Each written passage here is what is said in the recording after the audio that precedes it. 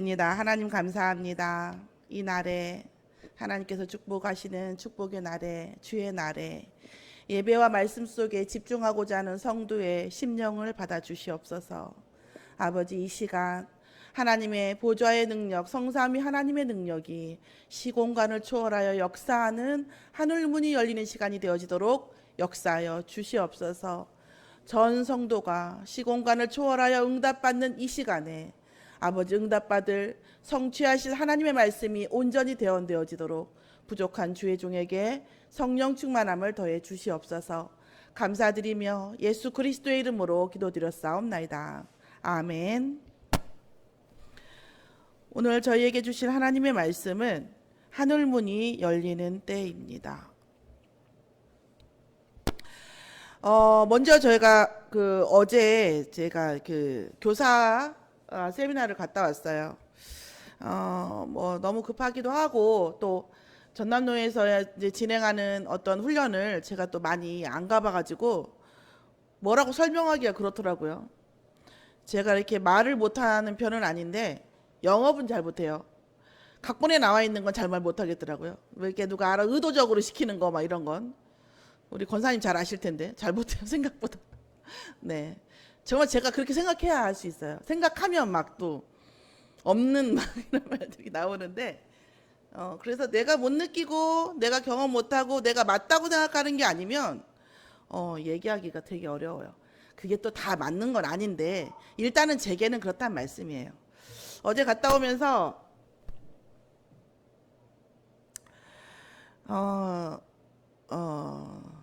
오늘 아침에까지도 계속 제가 사실은 침대에 거의 못 들어갔어요.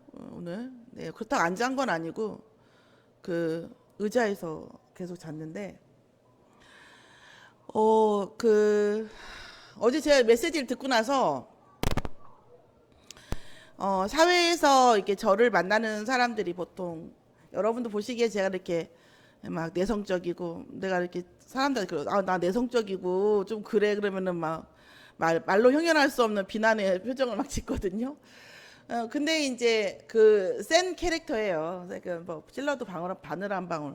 옛날에 뭐 피 한 방울 안 나온다고 다들 그러고 옛날에 원장님 제가 부원장 할 때 원장이 막 저한테 막 소리 지르고 막 이렇게 할 때 볼 때 보면 그래 네 맘 알겠어 이런 표정으로 저 앉아 있었는데 와 오래된 남자 강사들도 자기하고 이렇게 하면 막 울고 나가는데 어떻게 눈물 한 방울 안 흘릴 수가 있냐요. 그래서 제가 어이가 없어서 아니 의미 없는 눈물을 제가 왜 흘리냐고 내가 그랬어요. 왜 흘려야 되죠? 네, 이렇게. 그래서 자기가 열 뻗쳐 갖고 하는 얘긴데 내가 왜 거기에 울어야 되는 거죠? 울 이유가 전혀 없는데 이런 거죠. 예, 이런 영향 중에 하나는 저희 아버님이 워낙에 이렇게 막 싸나워가지고 어지간한 사람 이렇게 만나도 별로 이렇게 겁먹고 이러지는 편은 아니어서 그럴 수 있습니다. 자, 그런데 어제 그리고 또 제가 이렇게 말씀드리면 좀 뭐하지만 주의 길을 가겠다. 주의 길을 가겠다고 해서 어느 교회 전도사로 가는 것도 아니고 아무것도 아니에요. 정말 이순신 장군이 백의종군 이순신 장군 나한테 비유하긴 너무 위대한데 어쨌든 간에 막 진짜 백의종군이 뭐 바닥 뭐 지하 100층 뭐 이렇게 얘기하면 맞아요.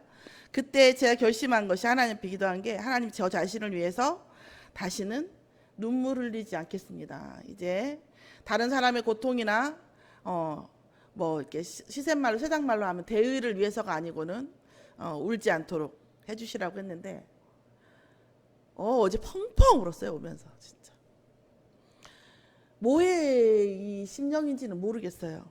진짜 정말 어제를 생각하니까 다시 목이 메이는데 일단은 하나님께 너무 내가 하나님을 뭐 제가 뭐 우리 선생님들하고나 이렇게 할 때 보통 하나님이 왕전하신 분이고 광대하신 분이고 사단은 하나님에 비하면 발톱에 빼박혀도 안 되고 그리스도의 권세 앞에 아무것도 아니라고 했는데 아니야. 그렇게 내 말로만 그랬더라고. 내가 어제 말씀을 듣고 나니까 이 강의를 듣고 나니까 내가 하나님을 너무 만만하게 봤고 얕잡아 봤고 사단을 너무 강하게 봤어요. 아직도 저도 하나님의 완전하심이 뭔지를 완전하게는 아니어도 꽤 안다고 생각했는데, 우리 아이가 죽음에서 삶으로 넘어오고 많은 삶 속에서 그랬는데, 어제 그 강의를 듣고서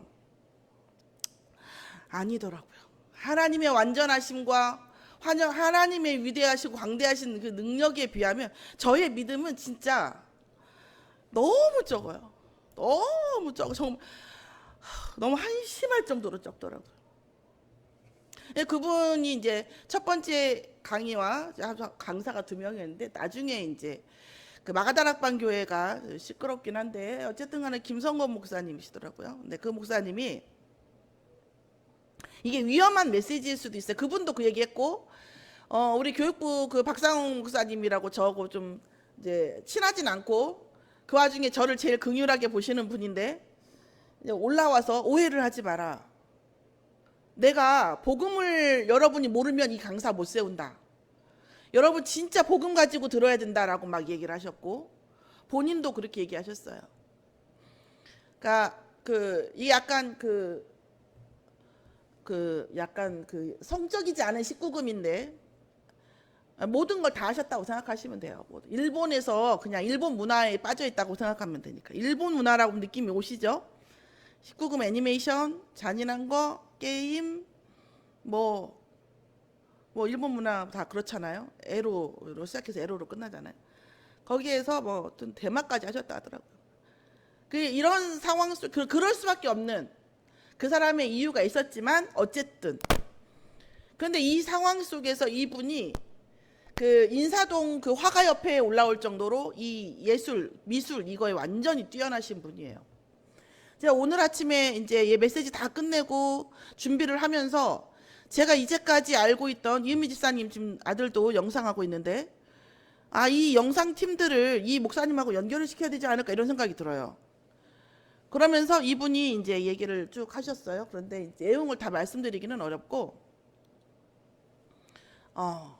제가 이제까지 생각했던 그 문화, 게임, 게임 저도 모르거든요. 저도 디아블로라든가 또 뭐죠? 괴멸의 칼날 이런 거.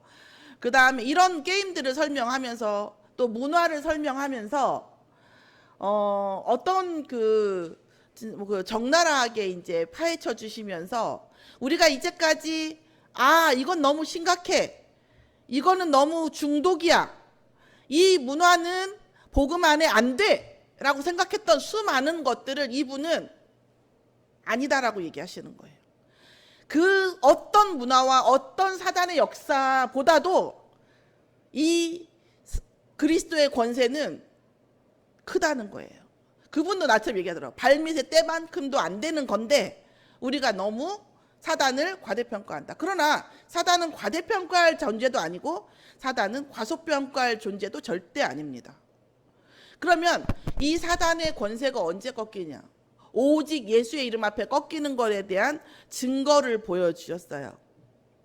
그러니까 제가 이제까지 그 렘넌트 사역을 하면서 이거는 좀 그런데 이렇게 했던 것들, 제가 사역을 하면서 사람을 바라보면서 이 사람에게는 하나님이 특별히 뭔가 주셔야 되고 뭔가 특별한 시간표가 있어야 되고, 솔직히 말씀드리면 안 될 수도 있겠어. 안 된다는 얘기는 하나님 계획이 없다는 거겠지? 이런 식의 어떤 그 절충을 했던 수많은 케이스들이 생각이 났었어요. 드리고 싶은 말씀의 결론은 뭐냐? 이 세상의 그 어떤 문제, 질병, 정신 문제, 영적 문제, 문화, 마약, 모든 문제가 그리스도 앞에는 아무것도 아니라는 것에 대한 증거를 보고 왔어요. 그래서 확실한 증거, 제가 전달을 잘 못할 수도 있어요. 전문성이 없기 때문에. 그런데 확실한 증거. 어떤 문제가 있으십니까? 무엇이 하나님과의 관계의 장애물이 되십니까? 그리스도 앞에 아무것도 아니에요.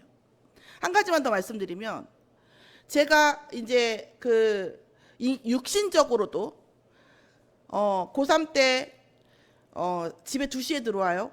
그러면 집안일을 해놓는 사람이 아무도 없어요. 설거지 하루 종일 있었던 거, 청소, 빨래, 그거를 새벽 2시, 1시 반, 2시에 들어와서 6시 반까지 잠을 통화해서 다 해결을 하고 또 학교를 가야 돼요. 그 학교를 안 가면 그 뒤로 자퇴해요. 그대로 끝나는 거예요, 학교가. 그렇기 때문에 절대절명으로 학교를 가는 거예요. 고3은 옛날에 스파르타식으로 할 때 6시 반, 7시 반까지 오라고 했어요. 그 봉고차를 6시 반에 타야 돼요. 버스가 없기 때문에. 멀거든요. 이런 일들이 있을 때에 저도 진짜 심각하게 그만두고 싶었어요. 그런데 그땐 복음도 없었죠. 그만두고 싶었을 때에 제 마음에 하나님 날 보호하셨지. 내가 또 남동생이 둘인데, 장대 같은 남동생이 둘인데 내가 여기서 그만두면 걔네들이 나중에 그만두고 싶다고 할 때 내가 뭐라고 할 수 있겠는가라는 정의감. 이거 내가 내 생각이겠어요? 하나님 주신 생각이지.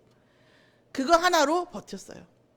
걔네들을 보고 있으면서 쟤네들은 남자애들인데 나보다 이런 유혹이 훨씬 더 많이 올 텐데 그때 내가 뭐라고 할 수 있는가.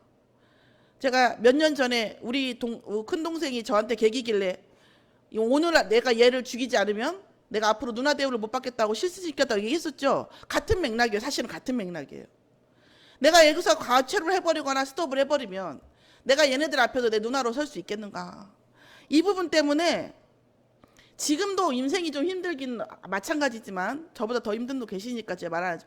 그런데 그때에 비하면 아무것도 아니에요. 그런데 말이에요. 제가 그 말씀, 제가 위대하다는 얘기를 하는 게 아니에요.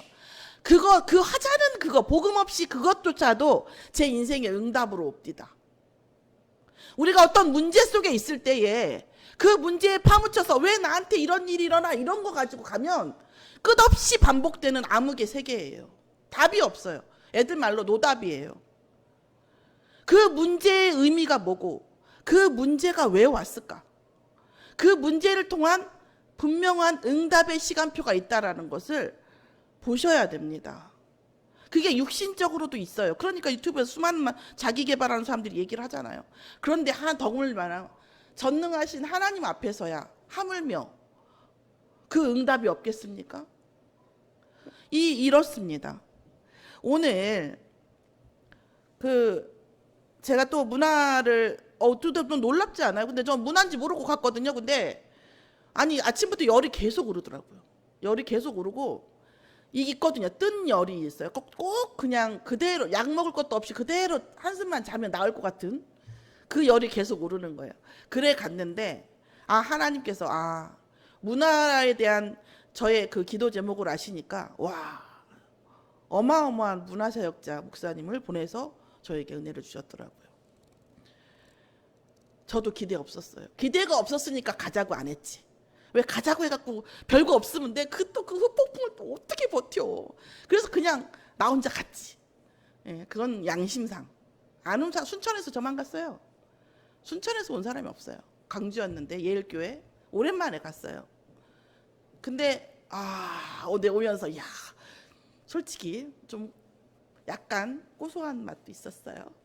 역시 하나님은 역시 안 온 사람 너무 불쌍하고 그 와중에 울면서도 안 온 사람 어떡해 이러면서 이런 마음이 들었다고요. 하나님께서는 저가 얼마나 조금 진짜 정말 신랄 같은 기도 제목을 가지고 여러분에게 문화 얘기를 해요. 세상 얘기를 잠깐 하는데 거기에 이렇게 또 응답을 하시다니.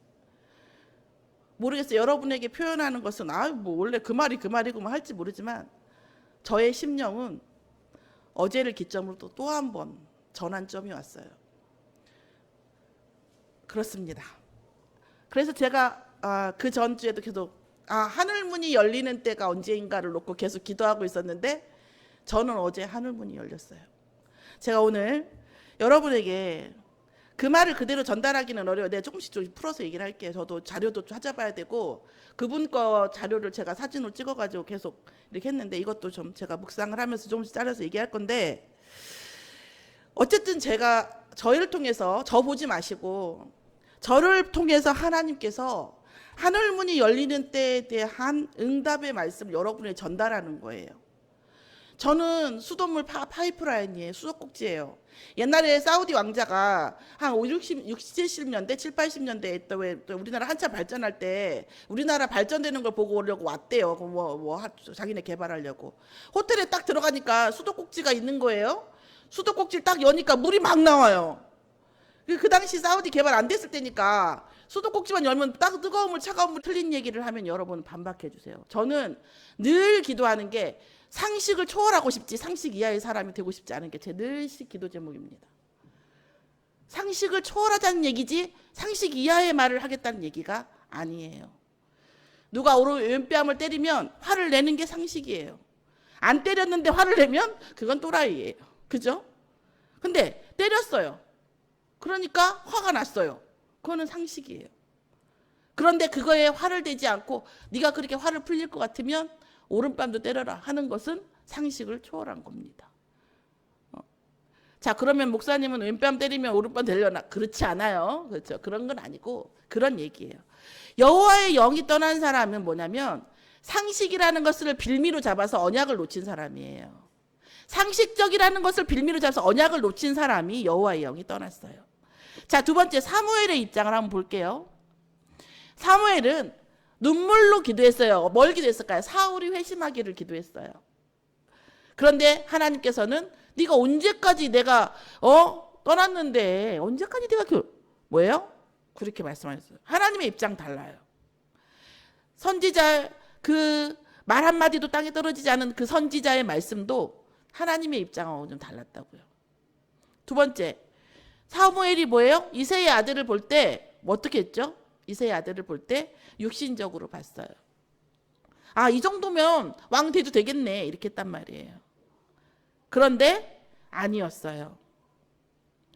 자, 그런데 중요한 건 사무엘은 어땠냐면 사무엘은 사울에게 눈물로 기도했지만 사울을 놓고 기도했지만 하나님 아니라고 하니까 딱 접었고 육신적으로 봐서 아, 저 사람이 왕인 것 같은데 왜 아니지 한데도 하나님이 아니라고 하니까 이의를 제기하지 않고 딱 접었어요.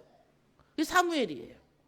그리고 이새가 다윗이 언약의 사람 왕이라고 하니까 이 다윗에게 뭐예요? 언약궤부터 모든 언약을 전달했어요. 그러니까 자기의 생각도 있지만 하나님의 말씀에 무조건 순종했어요. 제가 새벽 예배 때 할 얘기인데 새벽 예배 때 얘기하려고 했는데 새벽 예배 때 오시는 분에게만 말하려고 했는데 안 들으시는 분한테 제가 안 들으시는 분이 많으니까 제가 한 수 접어서 말씀드려요. 오늘 말씀의 쭉 흐름을 보시면 사울은 또 재밌는 사실이 있어요. 사울의 신하들이 뭐라고 하냐면 사울의 여호와의 영이 떠난 악령이 이렇게 하니까 사울의 신하들이 뭐라고 하냐면 몇 절에 보면 15절에 보면 하나님께서 부르시는 악령이 왕을 번뇌하게 하는 즉 이렇게 얘기하고 그 다음에 뭐라고 하냐면요. 원하건대 당신 앞에서 수금을 잘 타서 하나님께서 부르시는 악령이 왕에게 이를 때에 그가 손을 타며 그러니까 하나님의 영이 누구냐면 어디 나오냐면 18절에 나와요. 18절에 한 사람을 소년이 또 한 사람 말해가지고 뭐냐면 준사 여호와께서 그와 함께 계시더이다. 무슨 얘기냐면 신하와 소년들 중에 그 중에 많은 주위에 있는 사람들은 이 사울 왕이 하나님께서 부리시는 사단이 지금 사울에게 들어간 것을 인지하고 있어요. 그리고 다윗을 얘기할 때 다윗이 하나님과 함께 하는 자더라 이렇게 다 알고 있단 말이에요. 근데 사울의 말을 잘 들어보면 17절에 보면 뭐라고 나오냐면 사울이 신하에게 이르되 나를 위하여 잘 타는 사람을 구하여 내게 오라 이렇게 해요. 수금 잘 타면 된다고 생각하는 거예요. 또 19절에 보면은 이새에게 보내서 양치는 네 아들 다윗을 내게로 보내라 이렇게 얘기를 해요. 무슨 말인지 이해가 되십니까? 그러면서 사울에게 이르러 그 앞에 모시니까 사울이 그를 크게 뭐예요? 인간적으로 사랑하면서 자기의 무기 들은 자로 삼아요. 자 보세요. 사울하고 결합된 말씀에 뭐가 따라오죠? 뭐가 없어요? 여호와의 영적인 눈이 없는 거예요. 느낌 오세요? 지금 소년들이랑 신하들은 하나님께서 부리시는 사단, 그쵸? 하나님의 영과 함께하는 이 모든 것을 보고 있는데 사울은 계속 뭘로 봐요? 인간으로만 뭐 잘하는 사람, 뭐 저기 하는 사람, 빼어나네? 그래 너 내 옆에서 내 중요한 걸 맡겨줄게 이렇게 보는 거예요. 같은 공간 다른 세계. 같은 공간 이 혹자도 아는 이 신하들도 아는 거 사울이 그만큼 뭐예요? 영적인 눈이 완전히 죽어버린 영이 죽은 상태가 되어버린 거예요 여러분. 그게 지금 사울의 상태예요. 보너스로 어제 은혜 받은 김에 제가 새벽 예배에 말씀드릴 걸 말씀드렸습니다. 자, 이게 우리의 중요한 눈이에요. 자, 두 번째, 하나님의 영은 어떤 분입니까? 다윗에게 기름 부어졌을 때 그날 이후에 하나님의 영. 자, 여러분, 자, 다윗이요, 하나님을 바라보긴 했어요. 고넬료가 하나님을 바라보고 했고 구제하고 하나님께 집중했지만 하나님의 은혜가 오지 않았어요. 베드로 만나기 전까지는. 고넬료도 그랬고, 지금 봐보세요. 사무엘이 하나님의 영을 부어주기 전까지는 다윗에게 하나님의 영이 임하지 않았다는 거예요. 그런데 하나님께서 언약 가진 사사고 사무엘이 언약의 기름을 붓고 난 이후에, 그날 이후에 여호와의 영에 크게 감동되면서 영적인 세계가 열린 거예요. 또 하나는 하나님께서 부리시는 악령이라는 거예요. 자, 보세요. 우리에게 일어나는 모든 일들은, 나쁜 일들은 하나님께서 부리시는 영이에요. 참 이게 목사로서 얘기하기 참 애매해요. 문제 때문에 힘들어 죽겠는데 내가 문제가 와서 영마고 내가, 그런데도 불구하고 그거 하나님이 허락하신 거야 라고 얘기하는 게 쉽지 않아요. 참 불신앙하기 딱 좋고, 정말 어떨 땐 짜증 지대로 나요. 정말 없으면 없어서 난다 이렇게 나온다니까요. 근데 그거 다 하나님이 허락하신 겁니다. 자, 그러면 하나님이 째째하게 나 골탕 먹으라고 그걸 허락하시겠습니까? 우리가, 여러분, 애들 괴롭히려고 공부하라고 합니까?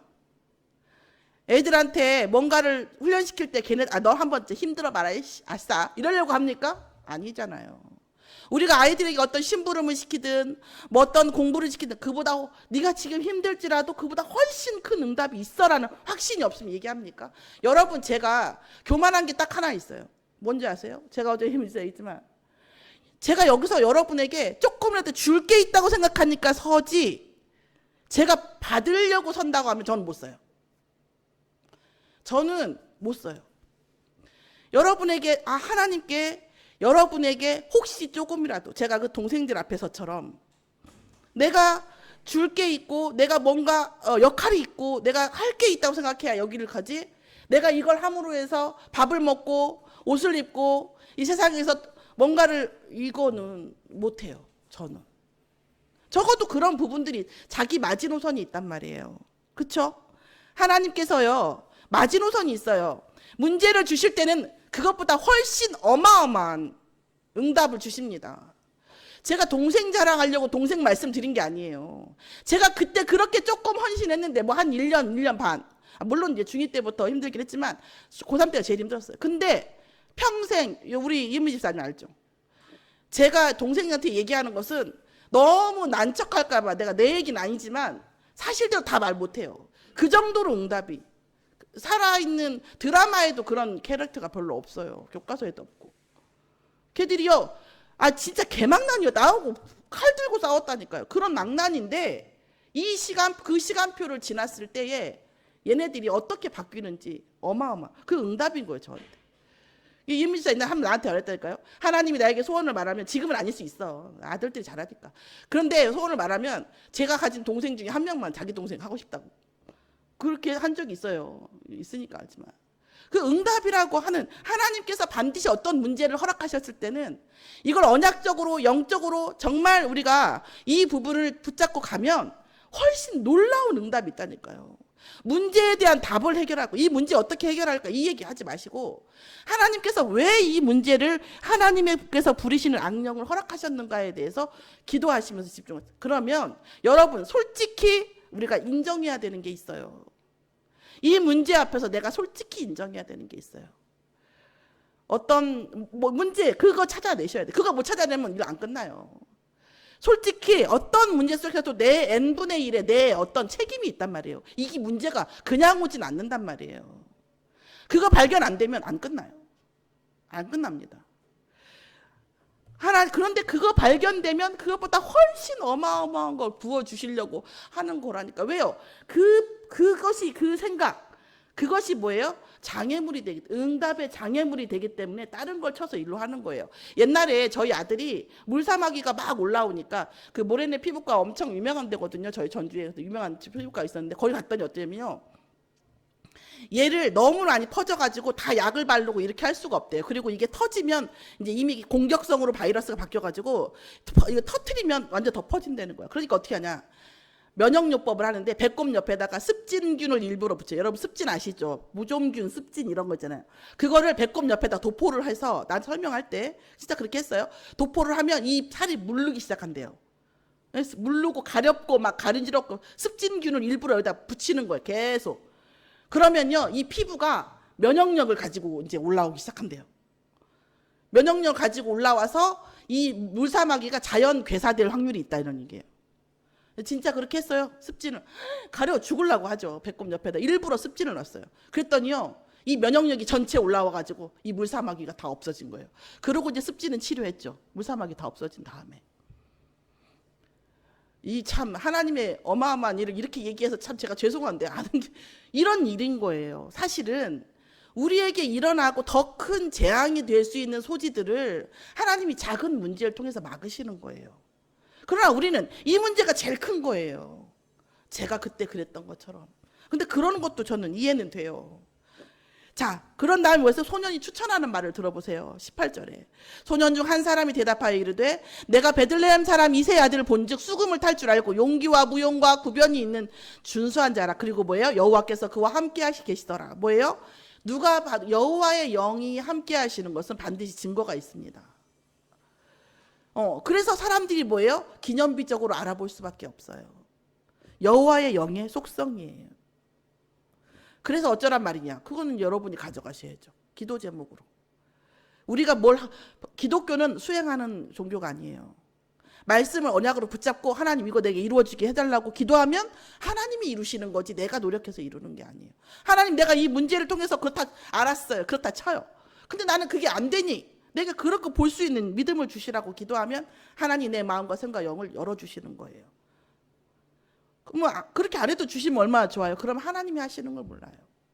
자, 모든 문제는 제가 어제 사실은 왜 울었냐면 모든 문제는 이미 끝난 건데 나는 아직도 어떤 문제를 붙잡고 있더라고요. 내가 부끄럽게도. 또다시 우리는 뭐다? 모든 문제는 이미 끝났어요. 하나님 다 해결해 놓으셨어요. 그러면 제가 이렇게 육신적으로 조금만 더 설명드리면 자, 우리 엄마가 볼지도 모르는데 어쨌든 간에 저희 엄마가 굉장히 염려 많고 뭐 알아요. 이미지사도 알잖아요. 그렇잖아요. 내가 연장 한번 답답해서 이렇게 얘기했어요. 엄마가 그 아빠하고 이혼해서 막 그 난리치고 애들도 못 보게 하고 막 아빠가 아주 대단한 분이었어. 이랬단 말이에요. 그때 엄마 막내 아들이 서울대 가고 서울대 나온 며느리가 들어오고 큰아들이 그 공군사령부에서 이렇게 될지를 미리 알았다고 하면 엄마가 그 많은 세월을 눈물로 힘들게 막 염려하면서 보냈겠냐 했더니 우리 엄마 말 그대로 안 보냈겠지. 그 시간에 뭐 했겠냐. 아니 그럼 아들을 위해서 그냥 기도했겠지. 뭐 이렇게 누렸겠지. 똑같다. 예수가 그리스도라고 하는 것은 모든 문제를 끝내놓은 상태입니다. 여러분이 마음대로 하세요. 끝내놓은 상태에서 전전긍긍하고 살든지 끝냈구나. 그럼 내가 그리스도만 누리면 그 시간표가 오네? 하고 누리며 오늘을 행복하게 누리며 살든지. 그럼 여러분은 이제 선택이지 뭐. 그죠? 뭐 선택에 따라서 뭐 암도 걸리는 거고 걸린 암도 낫는 거고 뭐 그거는 결과는 그런 거죠. 모든 문제는 끝난 건 거예요. 모든 문제는 끝났습니다. 그래서 왜요? 모든 문제는 하나님 허락 없이는 불가능한 문제입니다. 또한 사단은 그리스도의 권세 아래 사단은 아무것도 할 수 없는 불능 상태가 됩니다. 그런데 언제 다시 살아나냐? 우리의 불신앙이 생기면 다시 살아납니다. 사단은 우리의 불신앙을 먹고 크고 그리스도의 권세에 의해서 결박됩니다. 죽지는 않아요. 영적인 존재라. 세 번째, 하나님 자녀의 우상성을 하나님은 불용납하시지 않으시는 거예요. 우리 안에 들어있는 우상성 때문에 사단이 커요. 우리 안에 우상성 때문에 하나님 절대 응답하지 않으세요. 특히 하나님의 자녀들은. 그러면 뭐예요? 하나님의 자녀가 오직 하나님의 말씀과 하나님의 나라와 그의 의만 바라보는 것을 하나님 원하세요. 그렇기 때문에 모든 문제는 나의 우상성. 좋은 남자 만나면 팔자가 바뀔 것 같고 자녀가 잘 되면 내가 막 엄청 자랑스럽고 내가 우리 엄마한테 물어봤거든요. 아들 서울대 가고 막 이렇게 하니까 좋더냐? 사람들이 물어본대요. 얼마나 좋냐고. 아휴, 좋은 거 없어. 다 남의 거예요. 남의 거예요. 남의 집 딸 거예요. 남의 집 딸 거고 그 집 가려면 허락받아야 되고 걔하고 1시간 있으려면요 그 여자한테 허락받아야 돼요. 우리 엄마 자기 거 하나도 없어. 그러면서 없어요. 다만 하나 있다면 걱정을 좀 덜 한다는 거. 걱정 하나 안 한다는 것 뿐이지 내가 볼 때는 뭐 초등학교 나와서 돈 잘 버는 놈이나 뭐 그게 나을 걸 수도 있고 뭐 이렇게. 그래서 요즘은 뭐라고 얘기하냐면 부모는 못난 놈이 부모 곁을 지킨다. 요즘 이제 그 얘기를 하고 다니세요. 그러니까 무슨 얘기냐면 내 자녀가 막 잘 되면 막 엄청 영화로울 것 같죠. 아, 그거 우상성이에요. 아닙니다. 하나님 자녀가 어떤 문제가 통로로 오냐면 내가 우상성으로 붙잡고 있는 하나님 대신 붙잡는 게 우상이잖아요. 그것에 통로가 와요. 문제가 오고 재앙이 와요. 그러니까 하나님께서 작은 문제로 그걸 막으시는 거예요. 제 말이 아니라 하나님이 그러시대요. 그러니까 저도 붙잡아야 되고 여러분도 붙잡아야 됩니다. 오늘 하늘문이 언제 열립니까? 영적인 세계에 대한 분명한 여러분의 세계관이 열려야 됩니다. 영적 세계를 분별하시고 그 다음 육신적 세계를 분별하시고 문제에 대한 것을 분별하시고 언약을 분별하시면 돼요. 자, 그리고 지금 뭐예요? 예배 속에서 내 마음을 다 풀어놓으세요. 하나님 앞에. 나도 어저께 하루 종일 툴툴거리고 다녔어요. 하나님 앞에 다 풀어놓으세요. 그리고 하나님 응답하시라고 떼쓰세요. 그리고 뭐예요? 그 응답에요. 성삼위 하나님의 능력이 항상 내게 임해달라고 24시 기도하시면 하늘문이 열립니다. 자, 근데 이 하늘문이 열리는 것은 하나님께서 주시는 것이라는 것에 대한 분명한 기준이 돼야 되니까 처음부터 얘기했지만 성전 중심, 강단 중심의 말씀. 성경 말씀이 다 하나님의 말씀이지만 강단의 말씀, 이번 주 강단의 말씀이 하나님께서 역사하시는 말씀입니다. 하나님께서 주시는 응답은 목사를 통해서 주의 종을 통해서 여러분에게 전달하는 그 의도, 제2 뭐 엄마에게 아빠에게 이런 얘기 중요하지 않아요. 하나도 안 중요해요. 하나님께서 여러분에게 주시려고 전달받고자 하게 하시는 그 의도, 그 의도를 들으시고 그걸 붙잡고 기도하시면서 성삼위 하나님을 누리시면 어디를 가시든지 하늘문이 열릴 줄 믿습니다. 기도하겠습니다. 하나님 감사합니다.